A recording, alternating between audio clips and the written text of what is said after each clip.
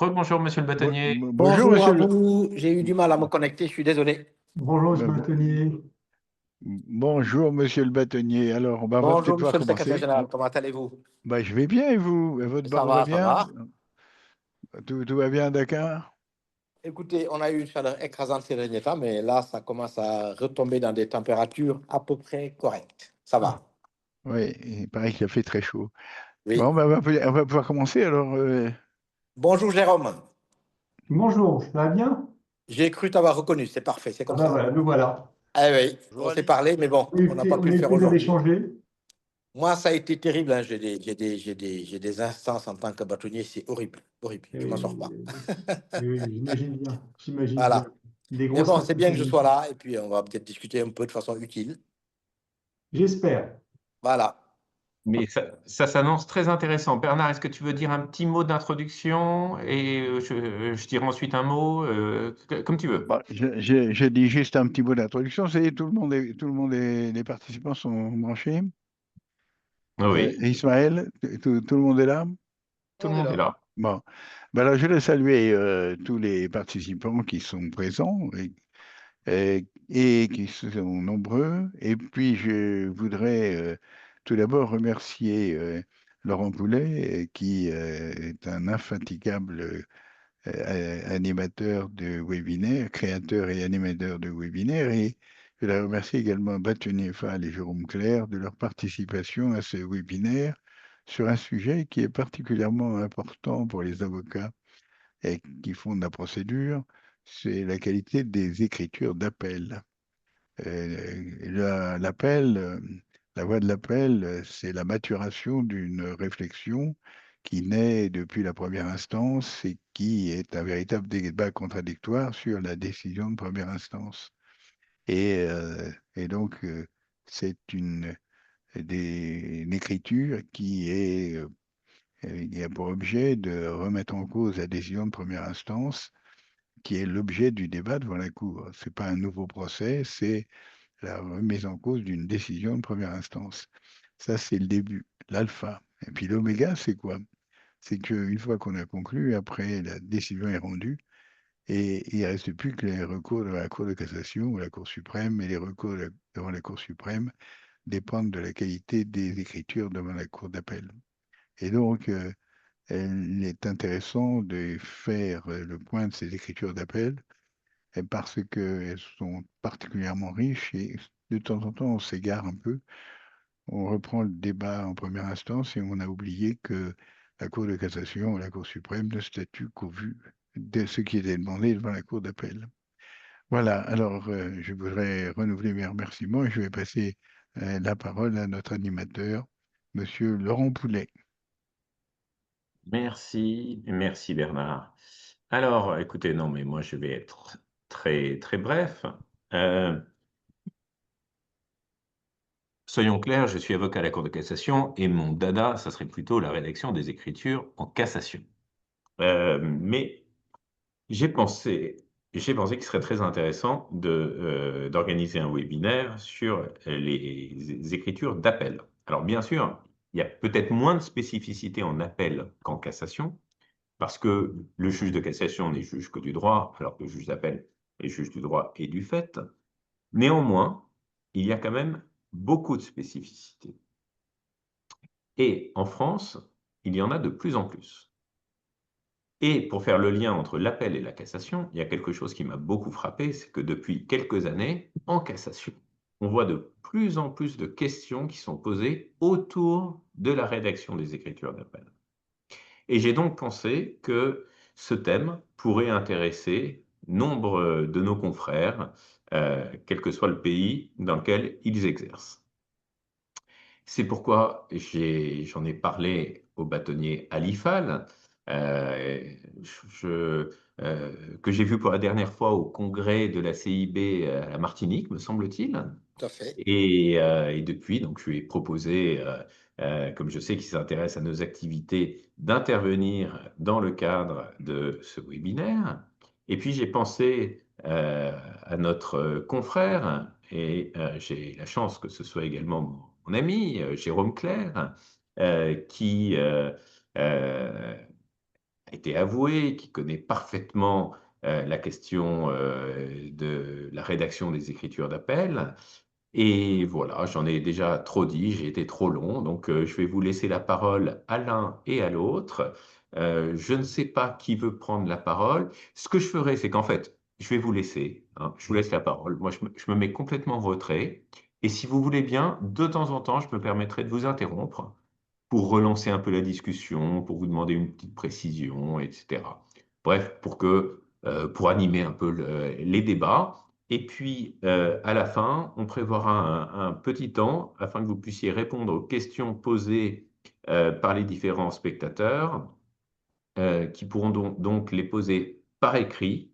Et tout dépendra du nombre de questions. Éventuellement, vous répondrez à l'ensemble des questions. Ou bien, s'il y en a vraiment trop, je vous laisserai sélectionner les questions qui vous semblent les plus pertinentes. Voilà, je vous laisse la parole et je me mets en silencieux en vous écoutant attentivement. Eh bien, écoute, merci beaucoup pour ces introductions. Alors, il a été prévu avec le bâtonnier Fall que je ferai une brève introduction. Effectivement, mes confrères Vattier et Poulet ont mis le doigt sur certains éléments de technicité qui étaient très intéressants. Nous avons effectivement à hauteur d'appel des règles qui durcissent la rédaction des conclusions. Nous les aborderons. Nous ferons également peut-être des regards croisés avec ce qui se passe au Sénégal et peut-être plus largement en Afrique. Et puis, effectivement, nous serons à votre disposition avec le bâtonnier Fall pour répondre à toutes vos questions. Alors, moi, j'aurais aimé d'abord revenir un petit peu sur l'essence même des conclusions qui sont des actes fondamentaux dans la procédure judiciaire et plus particulièrement dans la procédure d'appel. Donc, leur rédaction doit être précise et extrêmement rigoureuse, d'où les règles qui sont au fur et à mesure édictées par les décrets et les lois. Alors, pourquoi elles doivent être précises et rigoureuses? Elles doivent être précises et rigoureuses tant pour la défense des intérêts du client que pour une bonne administration de la justice, puisqu'on conclut évidemment pour nos clients, mais également une espèce de séduction de la Cour et emporter la conviction des magistrats et de la Cour d'appel. Alors l'avocat, en tant qu'intermédiaire entre le droit et le juge, doit veiller effectivement à la qualité de ses conclusions, non seulement pour assurer une défense optimale, mais également pour respecter des exigences déontologiques et procédurales, puisqu'on verra également que malheureusement, si on ne gagne pas un procès sur une faute professionnelle, notre responsabilité peut être engagée. Et au-delà de ça, même si notre responsabilité n'est pas engagée, notre crédibilité professionnelle pourrait l'être. Alors, les conclusions, bon, c'est un cabinet d'avocats, c'est un peu une vitrine pour les cabinets, soit connus, soit en passe de devenir. C'est un gage de qualité, ce qui permet d'obtenir de la notoriété auprès de ses clients, mais également des magistrats, puisque moi je vois au niveau de ma cour, nous sommes finalement peu à faire de la postulation, peu à diffuser des conclusions, et il y a une sorte de crédibilité à tenir vis-à-vis de ces magistrats. Également, un cabinet qui sort, je dirais, des bonnes conclusions est un cabinet respecté, voire qui peut être craint de ses confrères. Donc, la qualité de la rédaction des conclusions, c'est un instrument de communication, mais aussi de développement de son cabinet. Alors, des conclusions, c'est quoi? C'est un acte de défense écrit essentiel, puisque en cause d'appel, et je crois qu'il en est de même au Sénégal, la procédure est écrite. Donc, les conclusions rédigées par l'avocat servent avant tout, comme je l'ai dit, à défendre son client, d'où la nécessité d'exposer de manière claire et précise et structurée les faits, le droit applicable et les prétentions du client. Elles permettent d'une part d'exposer la thèse de son client, d'autre part de réfuter les arguments adverses, parce qu'on verra qu'il y a une véritable stratégie dans la rédaction des conclusions, peut-être pas tout déballer du premier coup pour attendre peut-être des écritures adverses et adapter son argumentation juridique. Donc, exposer la thèse, réfuter les arguments et également et surtout convaincre le juge. Donc, la rédaction des conclusions, comme je l'ai dit, ça engage notre responsabilité stratégique et professionnelle. Il ne s'agit pas d'exposer simplement des faits, mais elles doivent être rédigées de manière à influencer favorablement la décision à venir. Alors, le rôle fondamental des conclusions, c'est de fixer les termes du litige. Pourquoi? Parce qu'il y a le principe dispositif. Hein, le juge est tenu enfin, ils ne peuvent se prononcer que sur ce qui est présenté dans les conclusions. Et nous le verrons peut-être un peu plus tard, mais comme l'a dit Laurent Poulet, il faut voir également au niveau de la cassation comment rédiger les conclusions pour éviter soit une cassation, soit surtout également pouvoir comment dire, redévelopper des arguments devant la Cour suprême. Et toute ambiguïté et imprécision pourrait entraîner le rejet des moyens. Donc, il est impératif que les conclusions exposent avec rigueur les faits, les prétentions, tout en structurant clairement l'argumentation juridique. Donc, c'est un argument de persuasion. L'argumentation juridique doit être rigoureuse et logique, une argumentation claire et une argumentation argumentée, enfin argumentée, je veux dire, avec des éléments de fait et de droit. Donc, l'avocat, effectivement, dans ses écritures, doit non seulement expliquer pourquoi le droit doit lui être favorable, mais aussi, je dirais, anticiper, voire réfuter les arguments de la partie adverse. Donc, la rédaction doit être logique, fluide, sans ambiguïté, et pour permettre au juge de suivre facilement le raisonnement. Parce qu'une fois de plus, c'est le juge qu'il faut convaincre. Donc, il faut que notre argumentation soit fluide pour emporter la conviction du juge. Et nous verrons également, et comme je l'ai déjà abordé, la responsabilité de l'avocat passe dans la rédaction des conclusions et c'est un engagement déontologique de l'avocat, puisque nous devons être performants pour gagner un procès et en notoriété, mais il ne faut pas perdre de vue qu'en cas d'erreur, notre responsabilité professionnelle pourrait être engagée. Et si elles sont mal rédigées, les conclusions vont entraîner la perte du procès, entacher la fidélité du client, l'intégrité et également peut-être notre mise en cause. Donc voilà les raisons pour lesquelles finalement des conclusions doivent être précisément rédigées. Donc elles doivent permettre de formaliser la défense du client, de fixer le cadre du litige, de convaincre le juge par une argumentation claire et rigoureuse, de gagner le procès, de gagner en notoriété et au bout de facturer des honoraires pour gagner un peu d'argent. Voilà, donc la rédaction de conclusions efficaces et bien structurées est indispensable pour maximiser finalement les chances de succès dans une affaire, tout en respectant les exigences déontologiques et professionnelles de la profession d'avocat. Donc c'est pour ça qu'il y a une véritable, comme je l'ai dit, stratégie, c'est un acte stratégique majeur qu'il faut évidemment peaufiner.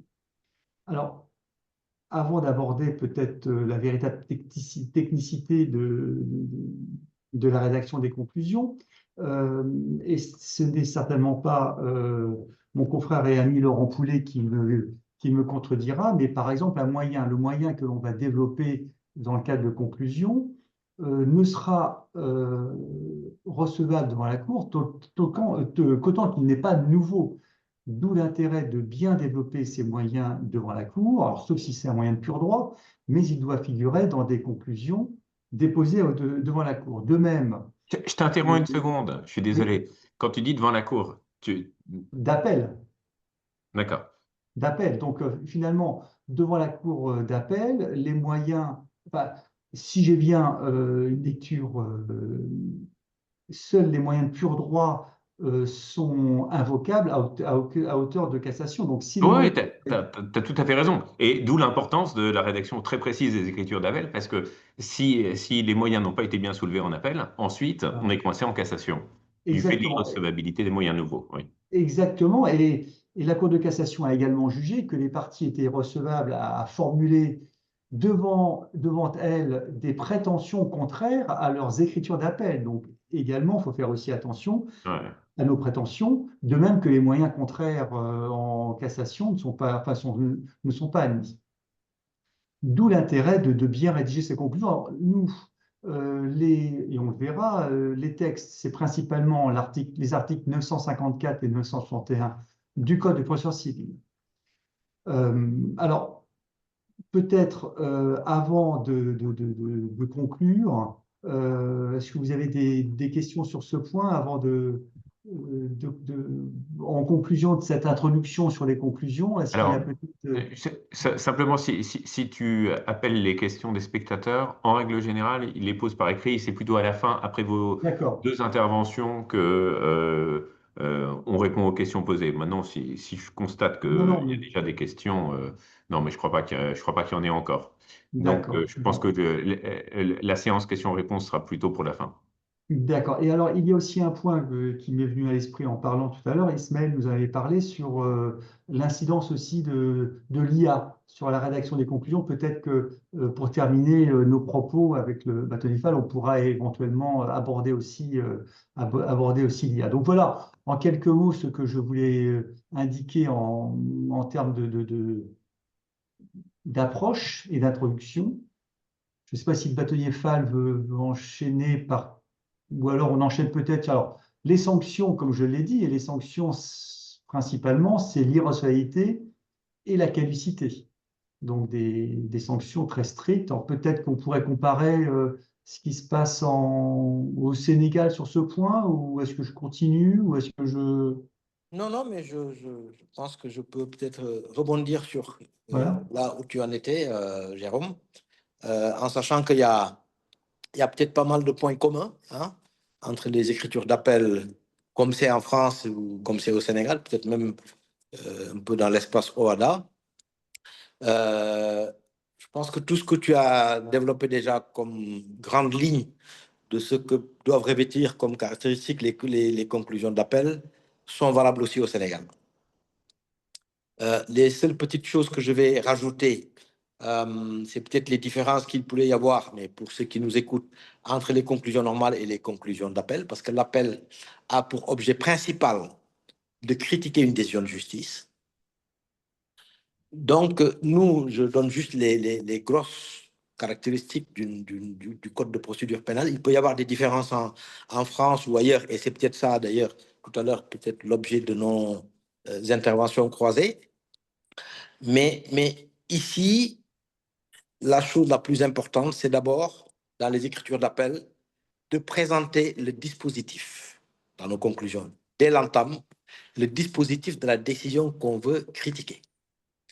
Vérifier que nous sommes dans les délais de recevabilité de l'appel, l'indiquer dans nos conclusions, parce que ici, l'appel se fait toujours par voie d'huissier.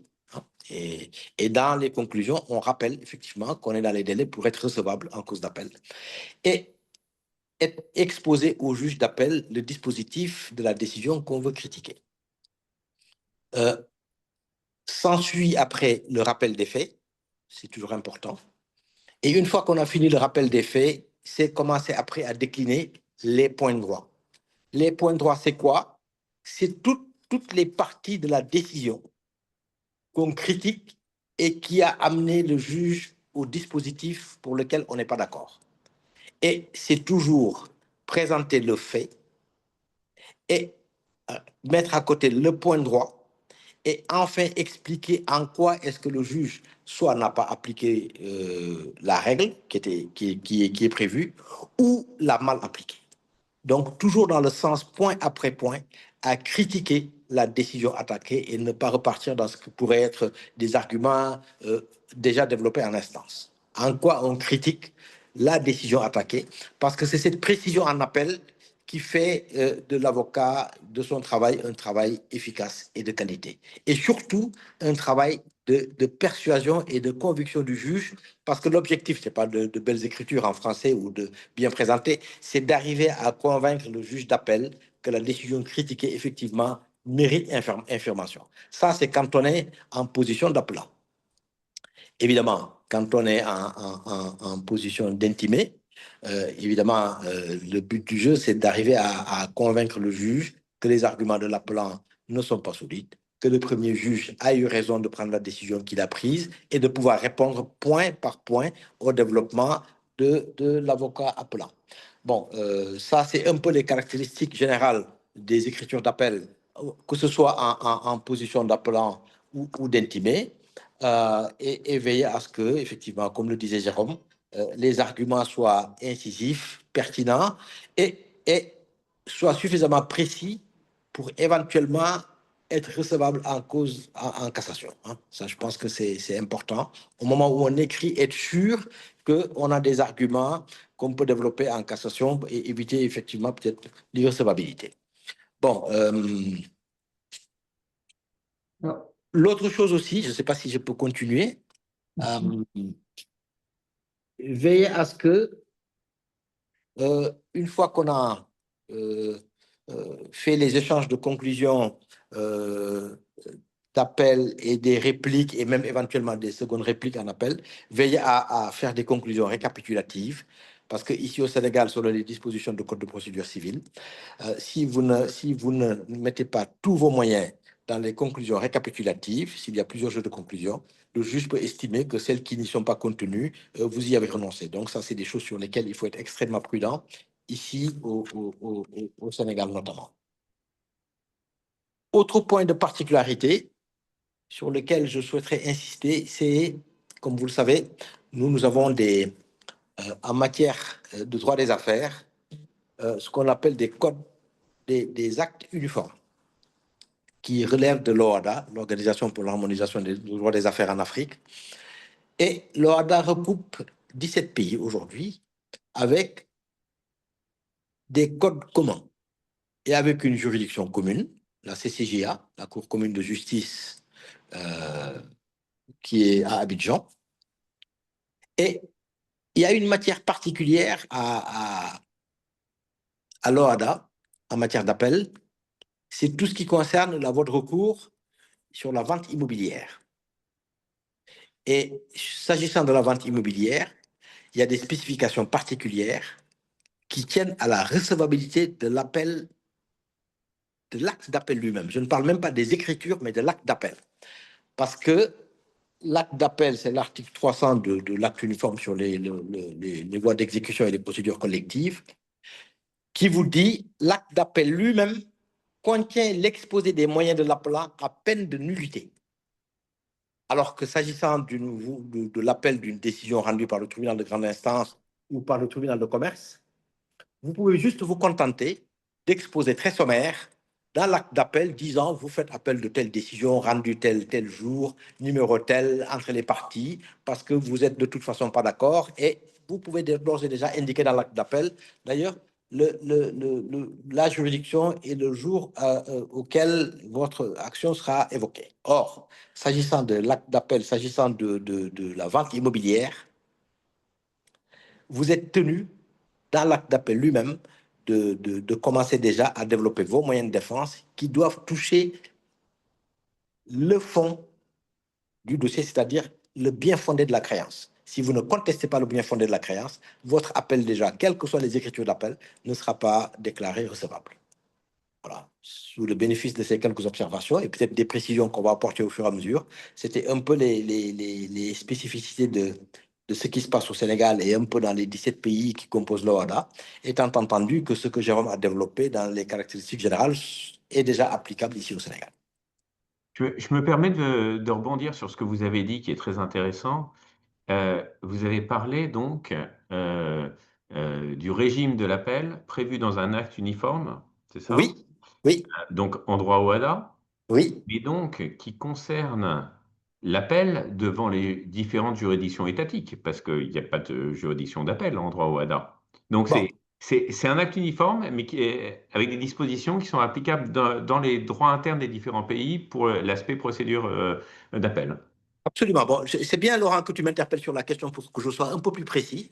Parce qu'effectivement, en droit OHADA, tout ce qui est décision d'instance et tout ce qui est décision d'appel, ça, c'est spécifique à chaque État partie.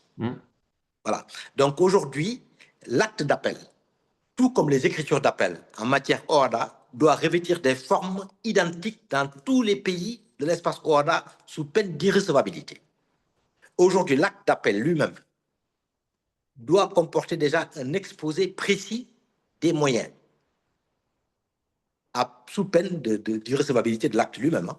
Voilà. Donc ça, c'est assez particulier en matière OHADA, alors que s'agissant de l'appel en matière de tout ce qui est commercial ou tout ce qui est civil, l'acte lui-même peut être très sommaire, n'a pas besoin forcément de commencer à évoquer les moyens sur lesquels l'appel s'appuie pour demander l'information de la décision et ne court aucun motif d'irrecevabilité. Voilà. Et ça vient d'un acte uniforme, mais lequel alors? C'est l'acte uniforme sur les voies d'exécution et de recouvrement. D'accord. L'article 300 suivant. D'accord. Et ça concerne donc tous les appels en matière de voies d'exécution et de recouvrement? Non, cette spécificité concerne tous les actes d'appel en matière de saisie immobilière. Parce que, comme vous le savez, la saisie immobilière est une voie d'exécution. Voilà. C'est uniquement valable pour la saisie immobilière. Parce que si vous écartez la saisie immobilière, les actes de procédure OHADA ne concernent ni les actes de commerce de façon ordinaire, ni les actes d'appel en matière civile, qui obéissent ceux-là. L'appel en matière commerciale ou en matière civile obéit aux dispositions du code de procédure civile, donc interne. Et dès qu'il s'agit d'un appel portant sur une saisie immobilière, vous êtes obligé de respecter les dispositions de l'acte uniforme portant voie d'exécution et recouvrement. Bon. Je retourne dans mon silence et je laisse Jérôme. Mais tes interventions sont appréciées, Laurent. Merci, merci. Oui, alors moi je vais peut-être rebondir sur ce qu'il a dit. Effectivement, il y a pas mal de similitudes. Je vais peut-être pointer les quelques différences qu'il y a ici. Alors, il a été indiqué que l'acte se faisait par voie d'huissier. Nous avons le RPVA, le réseau privé virtuel des avocats, et donc les appels ici et en France se font par voie électronique. Donc, nous avons une clé cryptée que chaque avocat a avec son numéro CNBF et nous passons les appels par voie électronique. Deuxièmement, et c'est vraiment un sujet d'actualité puisqu'il a été indiqué que au Sénégal, les conclusions devaient mentionner la date à laquelle le jugement avait été signifié. Nous avons, il y a quelques jours, le projet du décret Rivage qui a été diffusé. Et justement, parmi l'augmentation du taux de ressort, il y a pas mal de choses pour limiter l'appel. Eh bien, il y a la nécessité précisément de mentionner, de justifier dans l'acte d'appel et dans l'acte de signification pour que le juge puisse également, comme au Sénégal, vérifier de sa recevabilité. Nous avons les conclusions récapitulatives, et ça on y reviendra peut-être. Effectivement, ici aussi, nous devons faire des conclusions récapitulatives et ne pas conclure comme avant, je dirais, des bouts de conclusion faisant référence aux précédentes. Autre point également qui a été soulevé, c'est l'acte d'appel motivé. Alors, et par rapport à la saisie immobilière. Alors nous, la saisie immobilière, l'appel en matière de saisie immobilière, nous faisons un appel classique et dans les 8 jours de cet appel, nous devons déposer une requête qui vaut conclusion. Et c'est la peine de caducité. En revanche, il y a des matières spécifiques où également l'acte d'appel doit être motivé. C'est notamment l'appel compétence, lorsque le juge s'est déclaré compétent alors qu'une partie ne contestait ou inversement. Et lorsque un premier juge ne statue que sur sa compétence, eh bien, il faut faire un appel compétence, article 383 et suivant du CPC. Et là, il faut faire un appel motivé. Donc, ce sont quelques similitudes que nous avons également ici aussi, mais pas forcément en matière de saisie immobilière. Voilà les quelques points que je voulais apporter en complément de ce qui vient d'être dit. Alors, sur la technicité même de la rédaction des conclusions, effectivement, il a été abordé la structure, mais si on part, enfin moi je me proposerais peut-être de partir du début de l'entête. Rien que sur l'entête, en fait, il y a quand même certains impératifs à respecter, pas forcément sous peine de sanctions, mais d'autres sous peine de caducité ou d'irrecevabilité. Alors, peut-être que je pourrais aborder ces points et peut-être voir comment ça se passe au Sénégal ou en droit WADA. Je ne sais pas, Laurent, si... Mon cher Jérôme, mais bien sûr, tu as toute liberté. Bon, d'accord. Donc, lorsque nous rédigeons des conclusions, l'entête, hein, la page de garde, je dirais, doit mentionner le numéro de RG, c'est-à-dire l'inscription du rôle de l'affaire au rôle de la Cour, la date d'audience, de mise en état ou d'audience, la chambre à laquelle elle est distribuée, chambre de la famille, chambre civile, chambre commerciale.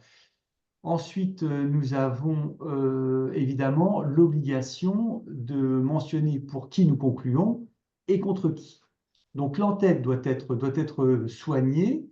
Alors, il y a eu des décisions totalement scélérates qui, par exemple, parce qu'un avocat se trompait sur le numéro de RG, déclarait des conclusions irrecevables. Bon, évidemment, la Cour de cassation est quand même plus sérieuse. Les avocats à la Cour de cassation sont encore plus sérieux et compétents qu'à hauteur d'appel. Mais donc, la Cour de cassation est venue censurer ces points. Je reviendrai également sur d'autres points. Mais bon, voilà. Donc, c'est un peu de la cosmétique, mettre le numéro de RG ou la date, notifiez-le 14 novembre 2025. Si on met 2026, ce n'est pas forcément très grave. C'est un simple vice de forme, je dirais. Mais bon, il faut être vigilant quand même. Là où il faut être très vigilant, c'est sur les parties. Déjà, si c'est un dossier à multiparties, il ne faut pas oublier de mentionner toutes les parties pour lesquelles vous concluez et contre lesquelles vous concluez. Si vous oubliez une partie, il pourrait y avoir une caducité. Et la sanction de la caducité, c'est un anéantissement rétroactif de l'acte. Donc, ça met à mal toute la procédure tombe. Donc ça, il faut être très vigilant, de bien conclure pour toutes les parties pour lesquelles vous avez fait appel, et également, et c'est l'article 931 du Code de procédure civile, de mentionner à peine d'irrecevabilité certaines mentions. Alors pour les personnes physiques, il faut marquer le nom, prénom, profession, domicile. Alors ce n'est pas une liste exhaustive, on peut ne pas tout mettre, mais il faut que ce soit précis, il faut moins en mettre que de mettre des erreurs. Et pour les personnes morales, il faut mettre la forme de la société, sa dénomination évidemment, son siège social. Alors là où ça peut être problématique, et c'est les articles 960 et 961, c'est sur des précisions erronées. Alors, ça peut être un siège social, la société a déménagé, ça peut être un siège social fictif, et si l'adversaire arrive à démontrer que l'appelant ou l'intimé n'a pas mis le bon siège social, eh bien, cela pourra entraîner une irrecevabilité. On a le cas aussi peut-être d'un débiteur récalcitrant qui voudrait échapper à une saisie immobilière de sa maison, par exemple, ou de son bien immobilier, et qui mettrait une fausse adresse. Ça serait dans le cadre de l'exécution, évidemment. Alors, dans ces cas-là, effectivement, si l'adversaire arrive à démontrer que le siège social est fictif ou que le domicile est faux, eh bien, ça peut entraîner une irrecevabilité. Alors, ce n'est qu'une fin de non-recevoir, donc ça peut être régularisable jusqu'au moment où le juge statue, hein, ou alors à la clôture de l'instruction. Donc voilà, donc c'est pas si grave, sachant que le juge ne peut pas se saisir d'office. Donc si votre adversaire le soulève, il suffit de régulariser, je dirais. Alors, les conséquences en cas de non-régularisation, eh bien, les conclusions déposées par l'intimé seront déclarées irrecevables et la Cour ne sera saisie que par les seuls moyens de l'appelant. Et donc les conclusions l'intimé dont les conclusions ont été déclarées recevables est assimilé à l'intimé qui n'a pas conclu. Et pour l'appelant, eh bien, c'est plus embêtant puisque autant l'intimé qui n'a pas conclu, eh bien, la Cour pourra toujours débouter l'appelant de ses demandes, mais là, si l'appelant est censuré, lui, c'est considéré comme un appel non soutenu. Donc la Cour n'examinera même pas son appel. Donc voilà. Donc sur l'entête, il y a quand même des points de vigilance à respecter, notamment, comme je viens de l'expliquer, sur précisément les adresses et surtout bien mettre toutes les parties à l'instance. Et quand vous avez une société, peut-être aussi vérifier que la société, alors nous on a le CABIS, hein, moi je lève systématiquement un extrait CABIS de mes clients de société pour voir s'il n'y a pas eu, entre le moment où le jugement a été prononcé et l'acte d'appel, une procédure collective. Où là, ça serait très embêtant, puisque si la société a été placée en liquidation judiciaire, elle ne pourrait pas faire appel, il faudrait que ce soit le mandataire liquidateur qui fasse l'appel. Donc voilà, ce sont des points de vigilance quand même à bien respecter. Peut-être que... Bon, écoutez, très bien. Moi, je t'ai écouté, Jérôme, avec beaucoup d'intérêt parce que justement, je me suis rendu compte qu'il y a quand même des différences quand il est s'agissant de comment on met en œuvre l'acte d'appel lui-même et les conclusions qui suivent, donc tous les écrits qui suivent. Bon, je me rends compte qu'en France, c'est extrêmement moderne parce que vous avez une clé cryptée qui vous permet de faire l'appel vous-même. Nous, ce n'est pas possible encore. Nous ne sommes pas à ce niveau. C'est de façon très simple, très classique, un acte d'huissier qui matérialise l'appel et qui est servi dans le délai de l'appel. Et c'est là où nous, c'est important parce qu'il y a beaucoup de mentions requises au niveau de vos conclusions que nous, on n'a pas besoin d'observer parce que justement, ces mentions-là doivent être contenues dans l'acte d'appel lui-même. Par exemple, s'agissant d'une personne morale, il y a un certain nombre de mentions dans l'acte d'appel qui doivent impérativement y figurer, c'est-à-dire le nom commercial complet, le siège social, le nom du représentant légal, donc qui peut engager des poursuites, hein, le représentant au nom duquel et pour le compte duquel l'action est engagée, tout ça doit y figurer. Mais nous, ce n'est pas une question d'irrecevabilité, parce que comme tu le disais tout à l'heure, ça c'est une question de fin de non-recevoir. Nous, c'est un motif de nullité de l'acte, ce qui a des conséquences extrêmement graves. Parce qu'un acte d'appel déclaré nul, il n'a plus d'effet. Et si les délais d'appel sont épuisés, vous êtes fini. Là, c'est carrément ça peut même être une cause de responsabilité de l'avocat.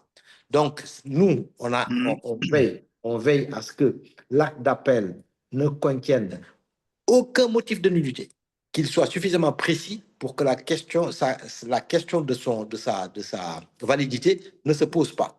Une fois que c'est fait et l'acte servi dans le délai d'appel, là, à partir de ce moment-là, on est tranquille. Évidemment, on doit veiller à ce que les noms des parties pour lesquelles on conclut ou contre lesquelles on conclut soient clairement mentionnés et que on veille aussi à ce que nos demandes soient clairement articulées et qu'à la fin, pour le dispositif, ce qu'on demande à être infirmé ou confirmé soit aussi clairement dit.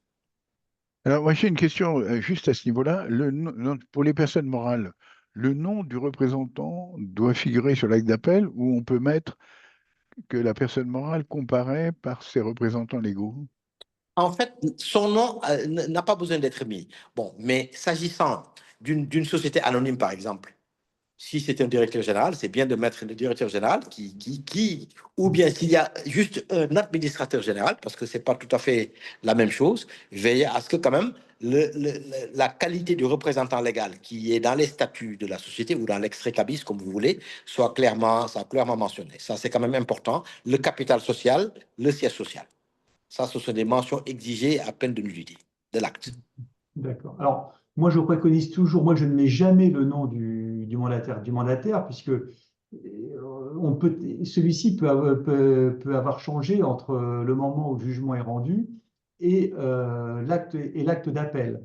Donc, moi, je préconise toujours de mettre la SARL X domicilié, dont le siège social est représenté par ses représentants légaux domiciliés en cette qualité au 10 sièges. Donc moi, je pense qu'il ne faut absolument pas, enfin, en tous les cas, chez nous, la mention du nom du gérant ou du représentant légal n'est pas exigée. Et à mon avis, c'est une fausse bonne idée que de la mettre, puisque précisément, si elle a changé, ça pourrait nous être reproché. Donc il faut mieux un acte incomplet qu'erroné. Et pour rebondir sur ce qui vient d'être dit, effectivement, alors, j'espère que ça fera l'objet d'un autre séminaire, parce que alors là, la déclaration d'appel, ça pourrait être un webinaire, mais peut-être même un séminaire en entier, puisque l'acte d'appel, là, c'est vraiment un sujet épineux en lui-même. Mais nous avons les mêmes exigences en France sur la nécessité de bien rédiger l'acte d'appel. En revanche, nous avons des causes d'irrecevabilité, de nullité, mais si une nullité est prononcée, c'est un moindre mal, puisque avec l'article 2271 du Code civil, eh bien, un acte d'appel nul interrompt le délai, donc vous pouvez toujours réitérer un acte d'appel nul. Et je préconise toujours, lorsqu'un incident nous est opposé, de partir sur la nullité quand vous êtes défendeur, enfin l'appelant, que sur l'irrecevabilité, où là, ça pourrait être plus embêtant, alors qu'une nullité, bon, évidemment, c'est pas satisfaisant de voir cette déclaration d'appel déclarée nulle, mais c'est un moindre mal en tous les cas. Voilà. Donc, sur ces précisions, effectivement, sur l'entête, une fois que vous avez rédigé votre entête, évidemment, il faut s'attaquer. Ce n'est pas ce qu'il y a de plus difficile. Il faut évidemment s'attaquer au corps avec des conclusions qualificatives et qualitatives. Alors, c'est comme cela vient d'être exposé, le rappel des faits de la procédure, et puis ensuite la formulation des prétentions et des moyens. Alors, effectivement, on pourrait croire que dans la structuration des écritures, l'exposé des faits serait secondaire. Mais la narration des faits dans les conclusions doit être éminemment stratégique, puisque l'avocat doit sélectionner et ordonner les faits de manière à mettre en valeur les éléments qui soutiennent sa thèse. C'est le premier point. Et le deuxième point, il faut donc mettre en valeur sa propre thèse, mais également minimiser ceux qui pourraient affaiblir sa position. Parce que lorsqu'effectivement on conclut, on sait très bien qu'il y a peut-être des faits qui vont nous être reprochés, qui nous sont défavorables, donc il faut essayer de les présenter, peut-être pas les éluder pour ne pas s'attaquer les foudres adverses, mais au moins les minimiser pour ne pas affaiblir sa position. Donc, pour moi, le rappel des faits est quand même très important. Il doit être également, on doit aussi, comment dire, les présenter par ordre d'importance, hein, mettre en exergue les faits les plus importants et ne pas évidemment éluder d'autres faits qui pourraient être mineurs, mais qui pourraient être un grain de sable dans l'argumentation adverse. Donc oui, dans la structuration des conclusions, le rappel des faits et de la procédure est important. Pareil, la procédure, bon, moi je fais des rappels de procédure assez brefs, puisque bon, la chronologie, après on peut faire une petite note qu'on met en pièces, mais il n'est peut-être pas utile d'alourdir des conclusions par des procédures peut-être sans importance. Évidemment, si c'est des procédures importantes, si on conclut après cassation, évidemment, il faut mettre toute la genèse et mettre, évidemment, expliquer la première instance, l'appel et la cassation, ce qui a amené à un renvoi sur cassation. Donc voilà ce que je voulais dire peut-être sur les faits. Bon, c'est pas ce qu'il y a de plus difficile. Alors, comme on le verra peut-être tout à l'heure avec l'IA, ça va nous aider effectivement à gagner du temps sur le rappel des faits. Mais en tous les cas, voilà sur ce que je voulais peut-être apporter sur les faits. Alors peut-être qu'au Sénégal, c'est une autre présentation. Non, non, non, non, Jérôme, je pense que là-dessus, tu as parfaitement raison. On a à peu près, bon, on n'est pas des pays de tradition juridique commune pour rien. On a quand même pas mal de similitudes dans la démarche, même si je trouve qu'en France, c'est peut-être un peu plus précis, un peu plus complexe maintenant. Mais ce que tu dis est tout à fait valable chez nous. Et comme tu dis, c'est purement stratégique. On a plutôt intérêt à mettre en avant, dans la présentation des faits, une stratégie qui nourrit davantage notre thèse, qui la renforce davantage, et peut-être de l'autre côté à peut-être minimiser, mais et pour avoir une meilleure assise des points de droit qu'on va développer par la suite, ça me paraît tout à fait d'ailleurs intelligent, cohérent et qu'on fait ici. Peut-être que ce que tu dis là est encore un peu plus précis, tant mieux, mais c'est exactement la même démarche. Le seul point sur lequel je voudrais peut-être enfin, le relever avant qu'on passe peut-être à autre chose, c'est que ici, nos conclusions doivent être signées et déposées au greffe. Et c'est aussi admis qu'à l'audience, si le conseil de la partie est présent, pouvoir lui communiquer directement à l'audience. Mais elles doivent être signées par l'avocat constitué qui représente la partie au procès.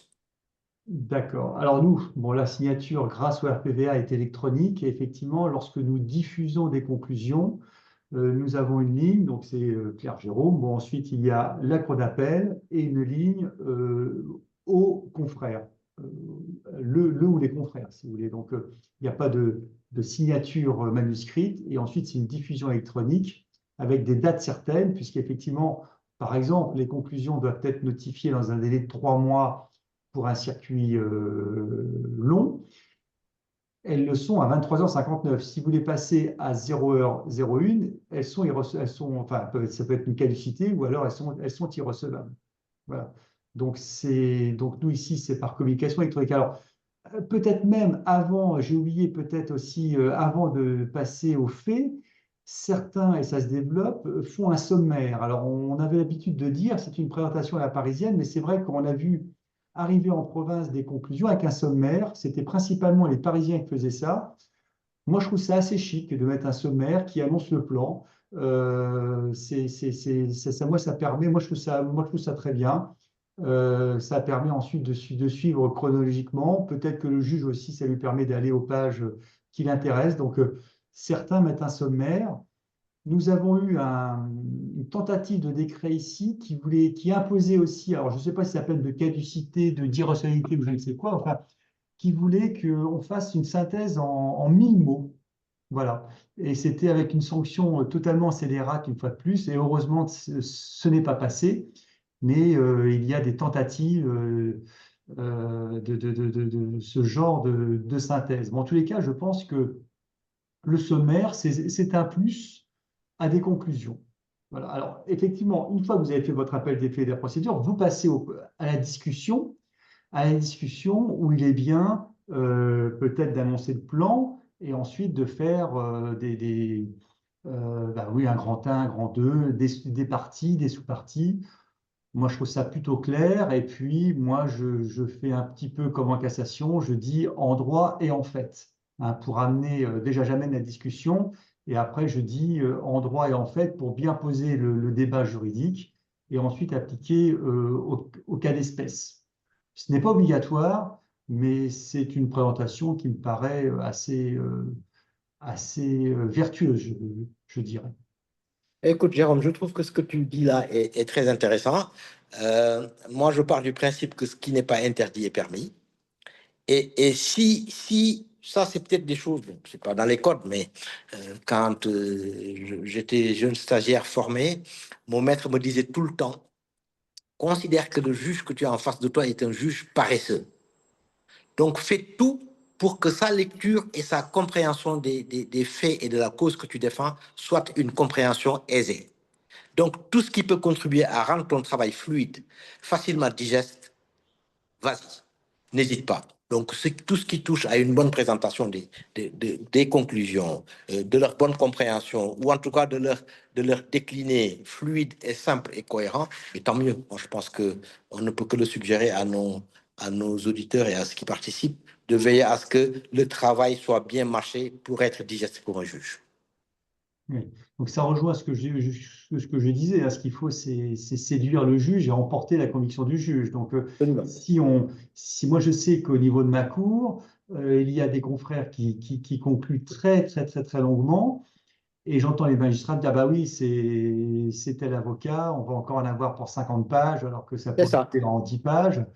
Et quand c'est indigeste, il est vrai que ça peut indisposer la cour. En même temps, on est aussi tenté de séduire le client qui se dit, ah bah, l'adversaire a conclu 50 pages, pourquoi moi je n'en mets pas 60? Bon, il ne faut pas non plus que ce soit une escalade à la discussion.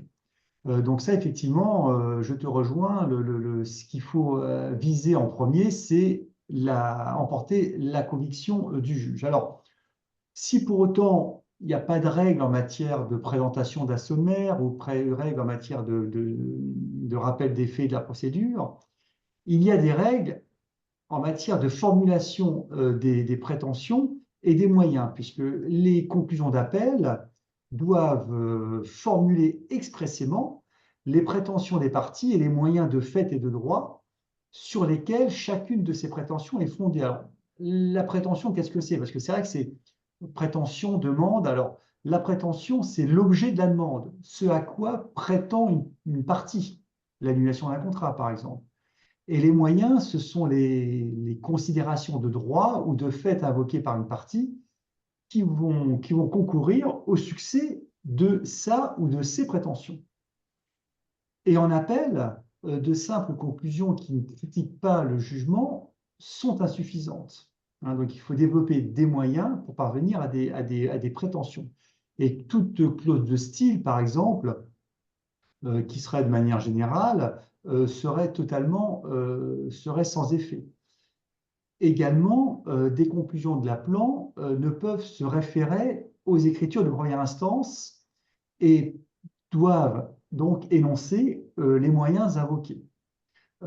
Et alors ça, ce n'est pas la même chose pour l'intimé qui, lui, peut se référer aux écritures qui ont été précédemment ou alors à la motivation du tribunal, mais l'appelant, lui, doit développer des moyens distincts et ne pas se contenter de se rapporter aux écritures qui avaient été prises ou alors au jugement de première instance. Alors, il y a aussi autre chose que je voulais aborder, parce que lorsqu'on déroule ces moyens et ses prétentions, c'est dans le cadre de la discussion. Et il y a eu un arrêt totalement fou de la Cour d'appel de Paris qui avait sanctionné un appelant qui n'avait pas marqué le terme discussion. Donc, il avait déroulé son rappel des faits de la procédure, déroulé ses moyens, ses prétentions, mis à part ses motifs, et il n'avait pas mis le terme discussion. Et la Cour d'appel de Paris avait considéré ne pas être saisie. Heureusement, un avocat au Conseil est passé par là et a fait admettre à la Cour de cassation que ce n'est pas parce que vous ne marquez pas le terme discussion dans vos écritures que la Cour ne sera pas saisie. Inversement, lui, l'intimé, peut très bien déposer de simples conclusions de confirmation. Hein, et l'intimé qui conclut à la confirmation sans énoncer de nouveaux moyens est réputé s'approprier la motivation du premier juge. Voilà brièvement ce que je pouvais dire sur les moyens et les prétentions. Alors, je me permets de rebondir si vous... Pardon, allez-y, monsieur Bazinet. Non, non, mais moi, j'ai juste une petite précision que je souhaiterais faire après ce que Jérôme a dit. Repréciser, rappeler qu'en cause d'appel, vous ne pouvez pas faire de demande nouvelle. Il y a sous peine d'irrecevabilité. Vous ne pouvez pas, vous en tant qu'appelant, vous ne pouvez que critiquer la décision, mais ce que vous n'avez pas déjà dit en première instance, ne peut pas être soulevé en cause d'appel. Voilà, c'est une précision importante que je n'avais pas apportée tout à l'heure. Effectivement, comme je l'ai dit tout à l'heure, il faut bien conclure en cause d'appel pour se préserver la cassation, mais en amont, lorsque vous concluez en première instance, c'est la concentration des demandes, c'est le fameux arrêt chez nous, l'arrêt Césareo, et donc la concentration des demandes pour ensuite, effectivement, en cause d'appel, ne pas se voir opposer le caractère nouveau d'une demande. Alors, il y a des moyens de contourner. C'est les articles 564 et suivants du Code de procédure civile. Lorsque la demande est l'accessoire ou le complément eh bien, on peut très bien, comment dire, formuler ces demandes en cause d'appel. Et il y a eu un arrêt très récent de la Cour de cassation du 11 septembre 2025 qui est venu censurer un appelant qui avait bien mis dans ses conclusions ses demandes financières, dans ses premières conclusions, et c'est important, mais qui les avait augmentées dans de secondes conclusions. Moi, je pensais qu'il était possible de majorer ces demandes, peut-être en expliquant, mais cet arrêt du 11 septembre, donc très récent, qui commence à être critiqué par iDoctrine, vient nous dire que ça serait une demande nouvelle et vous ne pouvez pas augmenter le quantum. Bon, ce qui me paraît quand même assez surprenant. Mais effectivement, nous aussi, nous avons la prohibition des demandes nouvelles avec ce bémol, donc du complément de l'accessoire.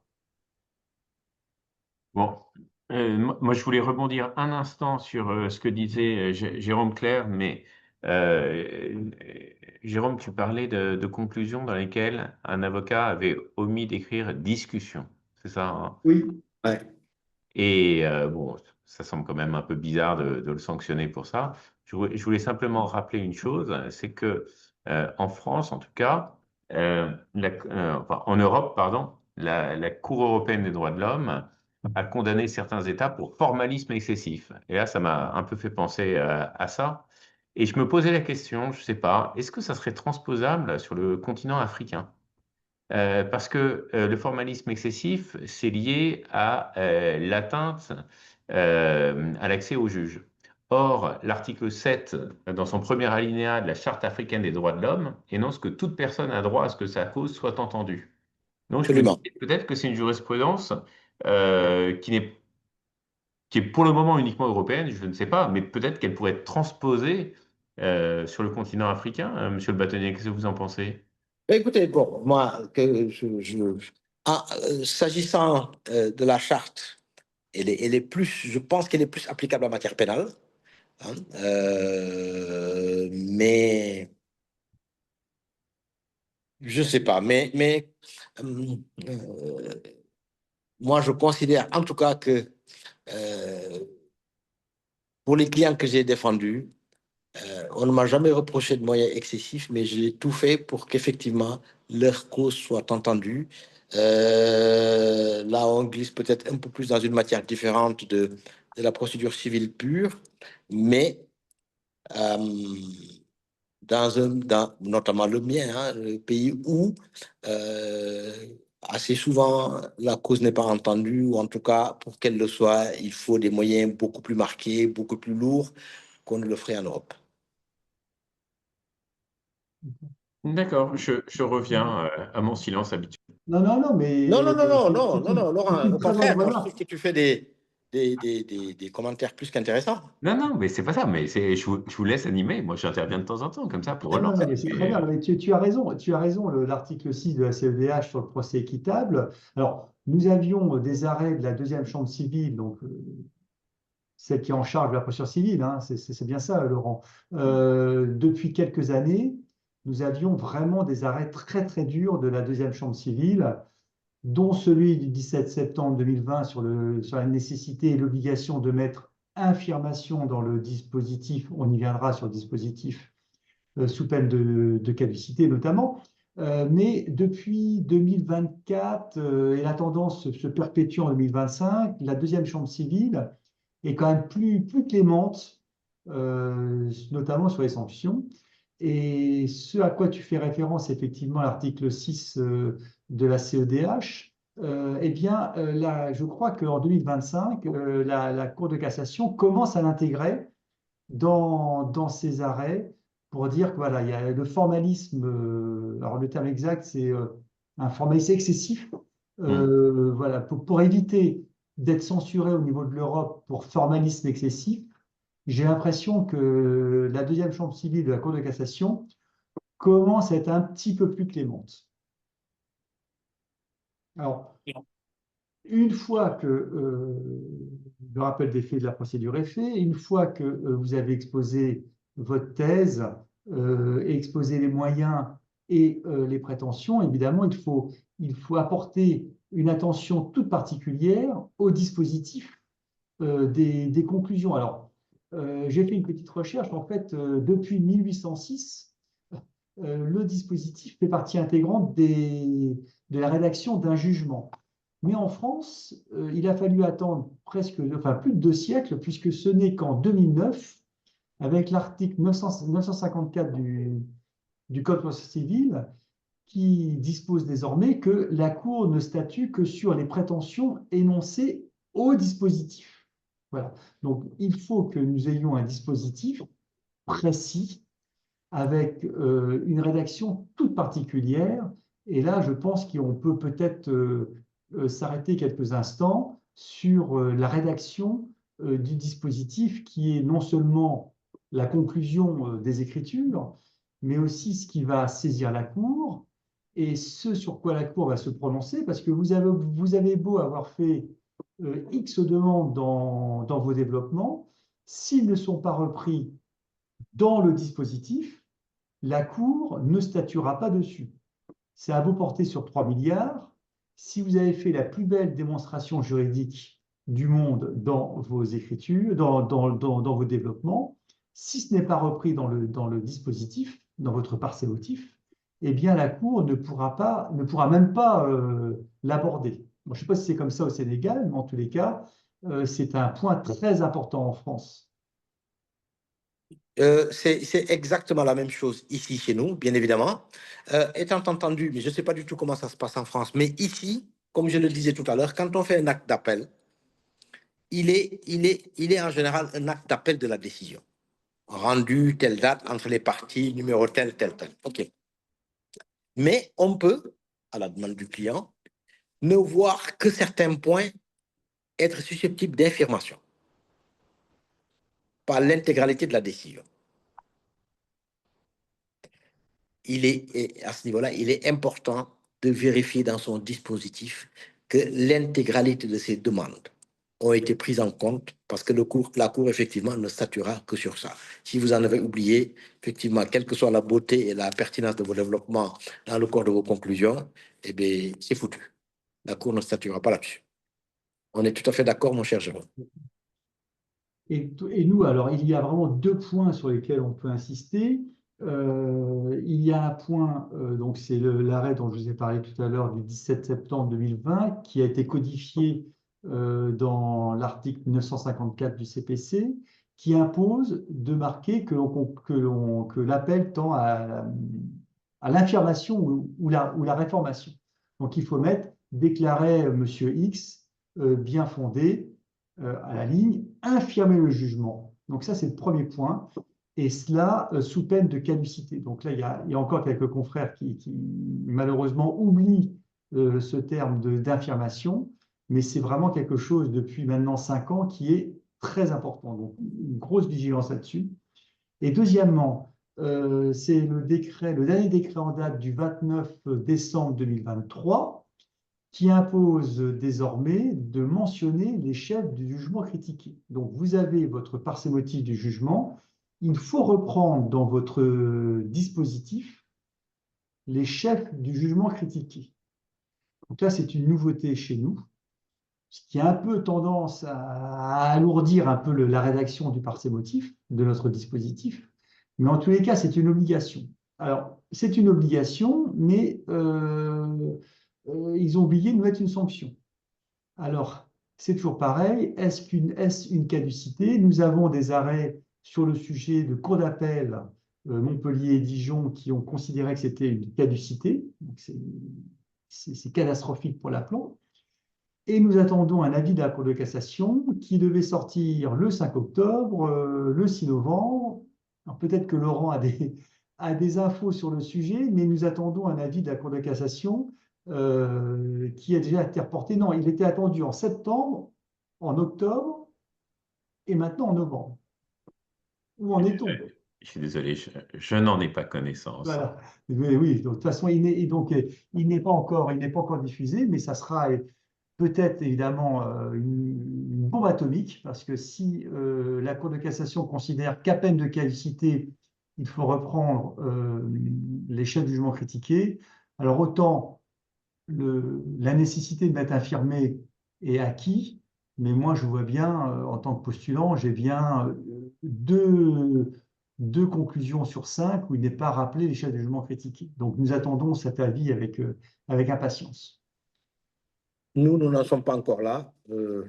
On ne nous demande pas de mettre les chefs du jugement critiqué dans le dispositif, donc nous, on est juste au niveau de nos demandes. D'accord. Donc, nous, il faut récapituler. Évidemment, il faut mentionner les demandes, récapituler, bien mentionner également. Moi, je rajoute toujours débouter l'adversaire de toutes ces demandes, faits et prétentions. Bien penser à l'article 700 qui est c'est fait partie des demandes, hein, les chefs, les frais irrépétibles. Et donc, il faut vraiment s'attacher, même si on est épuisé après avoir passé des heures à rédiger des conclusions, à bien rédiger son parsémotif parce que c'est une question qui est vraiment très importante et qui est, la conclusion de la conclusion, finalement. Très bien. Est-ce que vous avez, est-ce qu'il y a des thèmes que vous n'avez pas encore abordés sur lesquels vous aimeriez, enfin que vous aimeriez aborder maintenant, peut-être, ou bien est-ce qu'on passe aux questions? Je ne sais pas, dites-moi. Alors, moi, il y avait Alors, deux bon, thèmes. Il y avait un thème, excusez-moi, il y avait un thème qu'on n'avait pas abordé, mais qu'on avait vu avec Ismaël, peut-être sur le caractère subsidiaire d'une argumentation. Est-ce que c'est intéressant qu'on dise deux mots là-dessus, sur conclure à titre principal et à titre subsidiaire? Parce qu'on a toujours tendance à se dire que si on conclut à titre subsidiaire, ben, ça affaiblit l'argumentation. Qu'est-ce que va penser le juge si on dit, ah oui, c'est de la responsabilité contractuelle? Bon, bah, si finalement, c'est pas de la contractuelle, ça sera de la quasi-délictuelle. On a toujours tendance à se dire, bah, le juge va dire, bon, bah, il faut savoir ce qu'il veut. Est-ce que c'est de la contractuelle? Est-ce que c'est de la quasi-délictuelle? Non.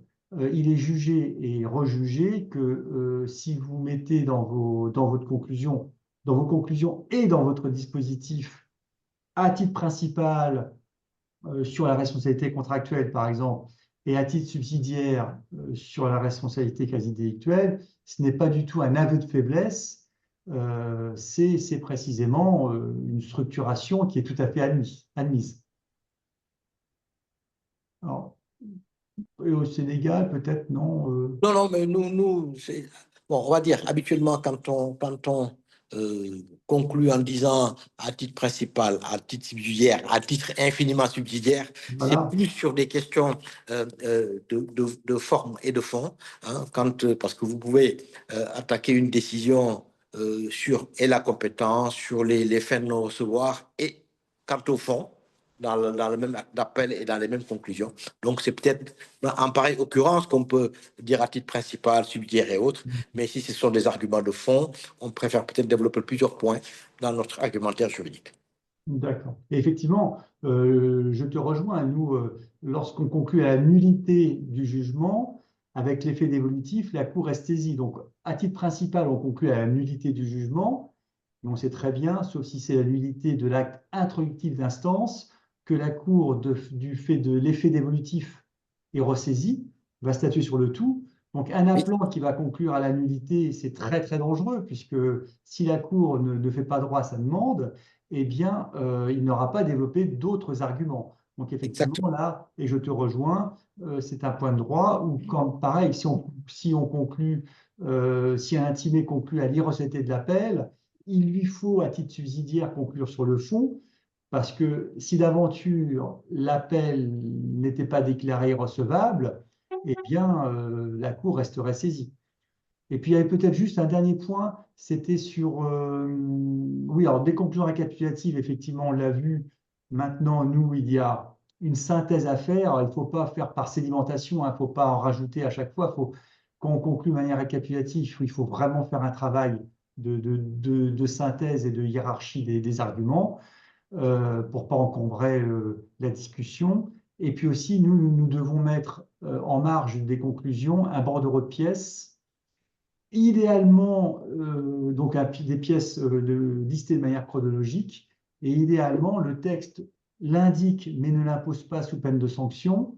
Dans le corps de la discussion, il est préférable de mettre un renvoi, pièce numéro 1, 2, 3, donc de renvoyer aux pièces pour permettre au juge notamment de se référer à la pièce 10 qui est peut-être très importante il va directement aller à la pièce 10 plutôt que d'aller chercher dans un fatras innommable la pièce qui serait importante. Alors, est-ce que, il y a des points qui pourraient être évoqués sur l'appel incident et l'appel provoqué? Oui. Alors, l'appel provoqué. Lorsque vous faites appel, lorsque vous êtes appelant, vous n'avez pas intérêt forcément à intimer toutes les parties de première instance. Vous avez acheté une voiture, vous assignez votre garagiste, mais peut-être qu'en première instance, le garagiste, lui, a assigné le concessionnaire. Vous faites appel, vous avez perdu contre votre adversaire qui est le garagiste, et donc vous allez appeler le garage, vous avez intimé le garagiste. Le problème, c'est que lui, en appel, le garagiste n'a personne, puisque vous n'avez pas intimé le concessionnaire. Donc lui, effectivement, il peut faire un appel provoqué en cause d'appel, et dans son délai de 3 mois ou de 2 mois, enfin bon, dans son délai pour conclure, il doit conclure contre la partie qui n'a pas été intimée, en l'espèce le concessionnaire. Et ça se fait par voie d'assignation. Donc autant en cause d'appel, les échanges se font par voie de conclusion, mais lorsqu'il s'agit de faire un appel provoqué, cela se fait par voie d'assignation, et l'assignation doit être délivrée dans le délai pour conclure. Voilà pour l'appel provoqué.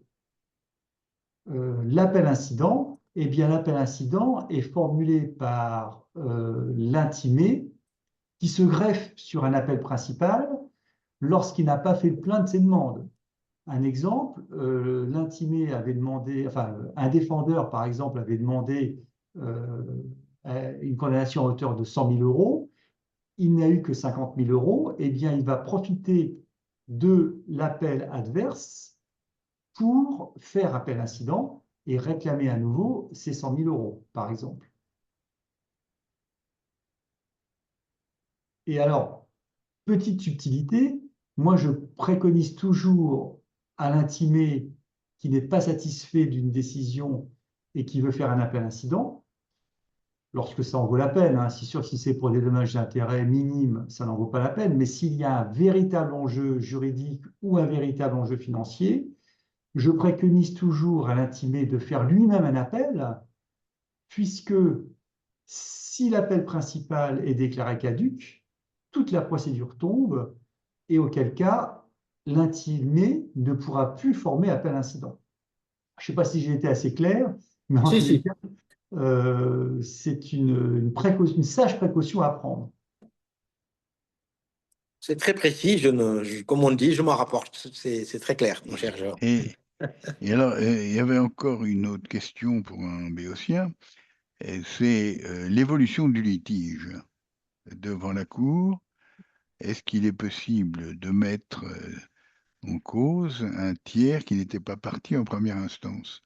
Oui, oui, on peut très bien assigner en intervention forcée un tiers, mais effectivement, comme vous l'avez souligné, qui n'était pas parti en première instance. Évidemment, si vous avez oublié, vous appelant, d'intimer une partie, vous ne pourrez plus l'assigner, vous ne pourrez plus la mettre en cause à hauteur d'appel.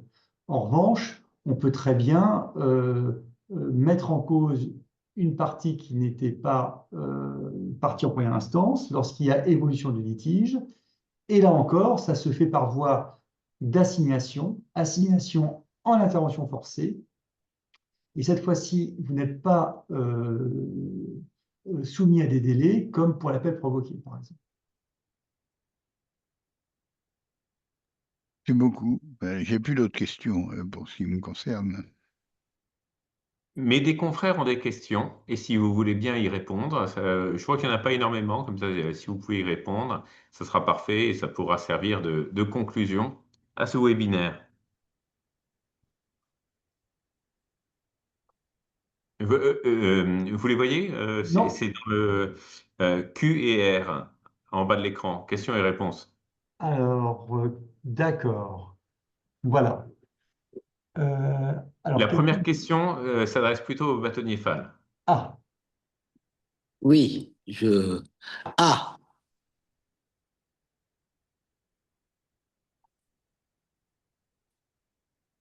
Ah, voulais- d'accord. je Bah, voulais- oui, ça y est, c'est bon. D'accord. C'est bon. S'agissant, en fait, l'appel en matière immobilière, euh, je vais essayer d'être précis. Euh, la saisie immobilière, c'est une voie d'exécution. Bon, on veille à ce que le débiteur soit bien protégé dans cette procédure-là, mais le poursuivant a des droits très précis parce qu'en général, c'est soit il y a une décision de justice sur la base de laquelle il exécute ou une grosse notariée. Bien. Aujourd'hui, pour éviter des appels dilatoires, abusifs et qui ont exclusivement pour but de retarder la procédure, l'acte uniforme sur les voies d'exécution a demandé des caractéristiques extrêmement précises de l'acte d'appel.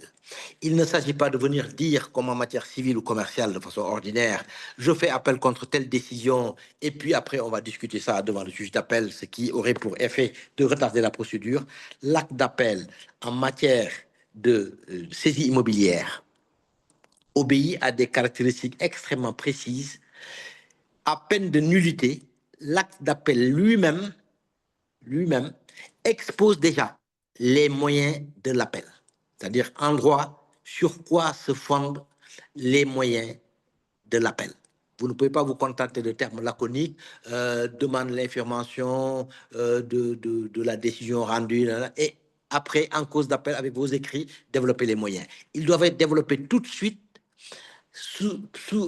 et la sanction, c'est la nullité. Et justement, pour éviter que les appels ne fassent perdre du temps aux créanciers poursuivants, la juridiction d'appel est tenue de statuer dans la quinzaine de l'acte d'appel. Et l'appel, d'ailleurs, ne porte que sur le fond, c'est-à-dire sur des questions du bien fondé de la créance.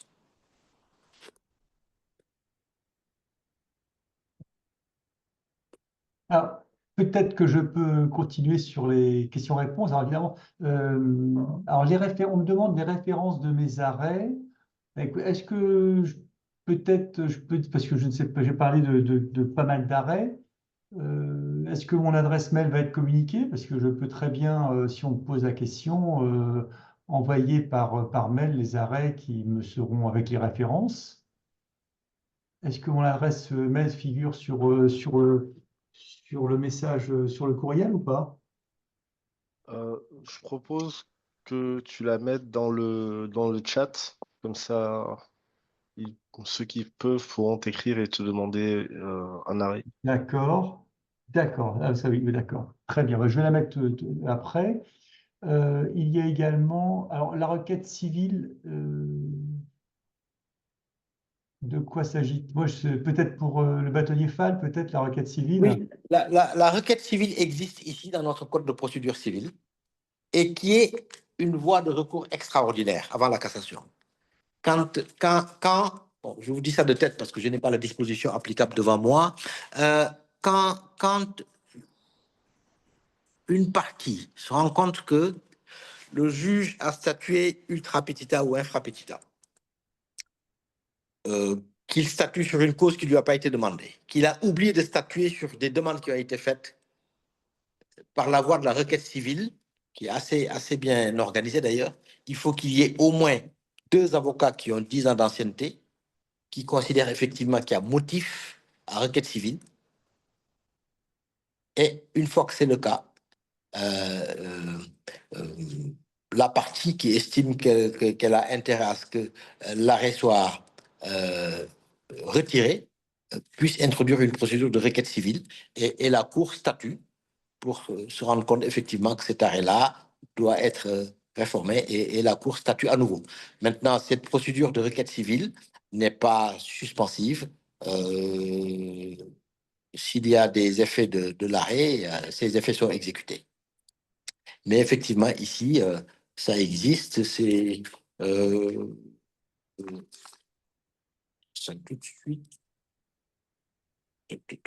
Voilà. C'est assez particulier, mais la requête civile existe ici comme étant une voie qui en a tiré voilà, c'est l'article 287 du Code de procédure civile. Les décisions contradictoires rendues en premier ressort et celles rendues par défaut peuvent être rétractées sur la requête de ceux qui ont été partis ou dûment appelés pour les causes ci-après. Il y en a une dizaine à peu près. S'il y a dol personnel, s'il a été prononcé sur des choses non demandées, s'il a été jugé plus qu'il n'a été demandé, etc. hein. Mais effectivement, l'arrêt peut être rétracté sur l'une des parties de demande, sur des motifs très précis, avec comme étant une condition de recevabilité, s'il y a au moins 2 avocats qui ont 10 ans d'ancienneté, qui signent en attestant effectivement qu'il y a motif de rétractation. C'est pour éviter que cette voie soit utilisée de façon abusive par les parties. Mais il existe bel et bien au Sénégal. Ça Article signifie, 287. ça signifie que la requête civile est en quelque sorte une voie de recours lorsque la décision est définitive. Quand l'arrêt a été rendu, parce qu'il s'agit d'un arrêt quand même en principe exécutoire, Oui, donc mais la requête civile peut être utilisée par une des parties avec des conditions de forme très précises d'accord. et des conditions de recevabilité, de bien fondé même, je dirais, très précis. Maintenant, vous pouvez l'utiliser, mais cette voie n'est pas, la requête civile n'est pas suspensive. hein. Mais ça ne fait pas double emploi avec le pourvoi en cassation. Bah, écoutez, moi j'ai obtenu une décision qui a été rétractée avant que la Cour ne statue. Donc c'était une excellente chose. Oui. Mais c'est rare que les requêtes civiles prospèrent quand même. Parce que c'est rare de voir un juge qui statue sur des choses qui ne lui ont pas été demandées ou qui omet de statuer sur des choses demandées. C'est rare. Ou qu'il y ait un dol personnel ou... bon, il y a peut-être une disposition qui pourrait peut-être, Laurent peut nous aider là-dessus, et qui, à mon avis, est pas loin des moyens de cassation. Si dans un même jugement, il y a des dispositions contraires, c'est aussi un motif pour la rétractation d'un arrêt. Voilà. Ou si, depuis le jugement, il a été recouvré des pièces décisives et qui avaient été retenues par le fait d'une partie. Ah, c'est recours en révision. là. Voilà. Donc, y a les moyens. Bon, c'est assez rare quand même. C'est une voie de recours assez extraordinaire qui est peu utilisée. Moi, je pense que j'ai dû l'avoir utilisée 2 ou 3 fois depuis que je suis avocat. Mais bon, quand ça prospère, c'est plutôt bien. Oui, ça peut être notre recours en révision. C'est ça. D'accord. Voilà. Alors, peut-être il y avait la question d'après sur les droits de timbre. Effectivement, en appel, nous avons un timbre parafiscal qui a été mis en place en 2012 pour indemniser ces pauvres avoués qui ont été supprimés de manière totalement abusive. Donc, c'est un timbre de 225 € que chaque Jérôme, reste partie. complètement objectif et garde du recul, s'il te plaît. Et donc, c'est un timbre qui doit être acquitté en cause d'appel par partie.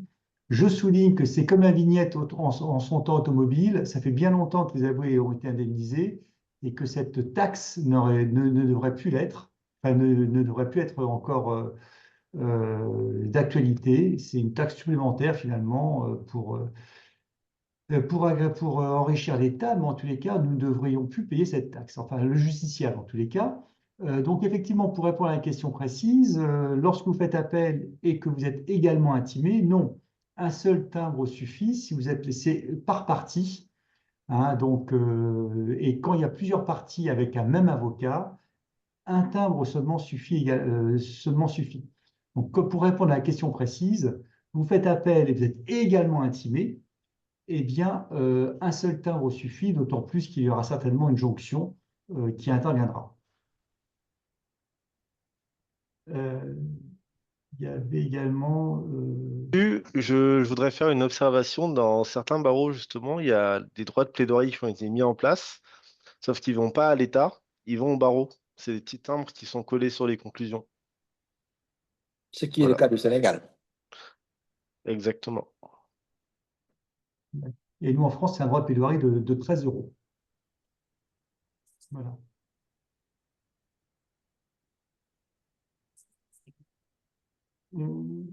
On continue sur les questions. Et moi, j'ai vu une question posée par Maître Mbarga du Cameroun, me semble-t-il, qui s'adresse à moi, s'agissant d'une demande nouvelle en cause d'appel Donc, je pense que même si vous n'en aviez pas connaissance, je ne suis pas sûr que ce soit une cause recevable, en tout cas pas au Sénégal. La seule possibilité que vous avez, c'est peut-être une fois que la décision en appel aura été rendue et que vous vous rendez compte que si vous n'aviez pas eu connaissance de ce fait, c'est parce qu'il y a eu une rétention de la partie en face.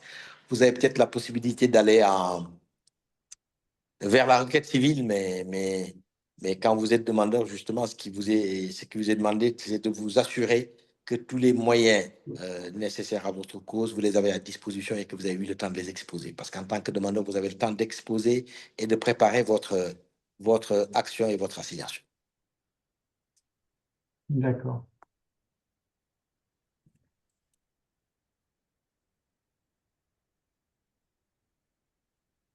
Bon, bah, écoutez, si vous avez fait le tour à peu près des questions-réponses, peut-être que ça serait Il y c'est a le moment peut-être de une profiter. question qui reste en suspens sur l'appel Ah, il y en a une? nullité, l'appel infirmation et l'appel nullité. Alors, je crois que c'était l'appel. Alors, c'était pas l'appel nullité, c'était l'appel aux fins d'annulation, je crois, si j'ai bien compris. Parce que Oui, l'appel nullité en France est une création prétorienne que l'on peut mettre en place lorsqu'il n'y a pas de voie de recours possible. Vous avez un jugement, ça a été notamment créé en matière de redressement judiciaire et de procédure collective. Le code de commerce est très restrictif sur les voies de recours et malgré tout, eh bien, la jurisprudence a créé l'appel nullité pour permettre, dans certaines circonstances, en cas d'excès de pouvoir du premier juge, d'autoriser la voie de l'appel, quand bien même la voie de l'appel ne serait pas ouverte. Donc ça, c'est l'appel nullité. Et ensuite, l'appel classique est l'appel aux fins d'annulation et ou de réformation. Et l'appel aux fins d'annulation, c'est parce que vous demandez la nullité du jugement, parce que le juge n'a pas respecté le principe du contradictoire, parce que, voilà, pour une raison ou pour une autre. Et là, comme j'ai dit tout à l'heure, avec l'effet dévolutif, le juge d'appel doit statuer. Ce n'est qu'en cas de nullité de l'acte introductif d'instance que là, il y aura nullité de la procédure, de toute la procédure subséquente. Donc ça, c'est l'appel annulation. Et puis ensuite, il y a l'appel réformation habituel. Mais je crois qu'il y a une question assez longue, effectivement. A priori, il y aurait eu quelques déboires avec un juge qui aurait considéré qu'il n'était pas marqué annulation. Moi, je marque toujours dans mes déclarations d'appel, appel en vue de l'annulation et ou de la réformation. Mais si vous ne concluez pas à l'annulation du jugement, ce qui est dans la majorité des cas, si dans votre dispositif, vous avez marqué infirmé, ça suffit. Ça, c'est sûr et certain. J'ai laissé mon mail, il faudra me contacter là-dessus. Ou sinon, sachez que Jérôme Clair m'a dit en off que à Lomé, plutôt que de profiter de la bonne ambiance, du barreau de nuit, des plages, etc., il était à votre disposition pour répondre à vos nombreuses questions et éventuellement vous aider dans tous vos dossiers si vous avez des Évidemment. questions sur l'appel. N'hésitez surtout pas. J'ai un stand. Bien, Monsieur le bâtonnier, Parfait. est-ce que vous avez quelque chose à ajouter? Ben, écoutez, le plaisir d'avoir participé à ce webinaire, même si, et je pense que Laura, tu le confirmeras, je n'ai pas toujours été malheureusement toujours accessible. Je commence mon mandat depuis 2 ou 3 mois, c'est pas simple du tout. Je me rends compte que mon principal adversaire, c'est le temps. Ça n'a pas été simple, mais on y est arrivé. Hein. Donc, je te remercie de m'avoir permis de discuter avec nos confrères d'ici et d'ailleurs. Et te dis que dans les prochaines semaines à venir, dans les prochains mois, je serai un peu plus stable et participerai à des webinaires de ce type avec beaucoup, beaucoup de plaisir. Merci infiniment, Monsieur le bâtonnier. Euh, on a pu organiser ce webinaire et c'est l'essentiel, vous êtes là, donc je vous remercie. Au même titre que je remercie Jérôme Clair. Franchement, j'ai beaucoup aimé ce webinaire. Je trouve que on a appris beaucoup de choses. En plus, j'ai trouvé que tout ça a été très fluide, très sympathique, etc. Me voilà très heureux. Je vous donne rendez-vous à tous. Alors, je suis sûr que le bâtonnier Vattier va clore ce webinaire, mais avant de lui laisser la parole, je voudrais dire que j'espère que vous serez nombreux à Lomé pour fêter les 40 ans de la CIB. Ça va être un grand moment. Jérôme Clair, il va être temps que tu puisses t'acheter enfin la cravate de la CIB, hein. Comme tous les goodies. Peut-être même qu'on aura d'autres produits à vous proposer. C'est pas impossible, Ismaël. Je pense il doit voir à quoi je fais référence. Vous allez rentrer avec des valises très, très lourdes, avec plein de produits avec le logo de la CIB. Donc voilà, merci infiniment. Laurent, juste une précision. Oui, Dans mon barreau, nous sommes 18 membres du Conseil de l'Ordre. Et il y en a 14 qui ont déjà confirmé leur présence à Lomé, sur les 18. D'accord. ça c'est beau. Bravo, bravo. Et Voilà. moi, si je peux me permettre, je voulais remercier chaleureusement la CIB pour son invitation, Laurent Poulet pour sa confiance, Ismaël également pour son aide précieuse à la préparation de ce webinaire. Merci Ismaël. Le Ah, mais- bâtonnier Sénégal pour avoir accepté d'animer avec moi ce séminaire. Et puis à tous et à toutes pour votre écoute et votre attention. Effectivement, je vous retrouverai avec grand plaisir dans 15 jours. Eh ben, écoutez, je n'ai plus que ça à vous dire. Au revoir et donc à très bientôt. Et je voudrais surtout exprimer au nom de tous notre gratitude à tous les intervenants. Et effectivement, les échanges étaient particulièrement intéressants, très accessibles et particulièrement utiles. Nous avons eu beaucoup de participants et qui sont restés fidèles à ces webinaires. Et par contre, on le doit au talent de nos deux intervenants que je remercie chaleureusement. Donc, à bientôt à Lomé et passez une bonne soirée. Merci à tous et au Merci revoir. Bonne beaucoup. soirée. Merci Au revoir. Ismaël. Merci d'avoir été aussi disponible comme d'habitude. Merci beaucoup. Oh, c'était un plaisir et au plaisir de tous vous retrouver à Lomé. Oui, Au revoir. c'est bon. À Ok, alors au revoir. bientôt.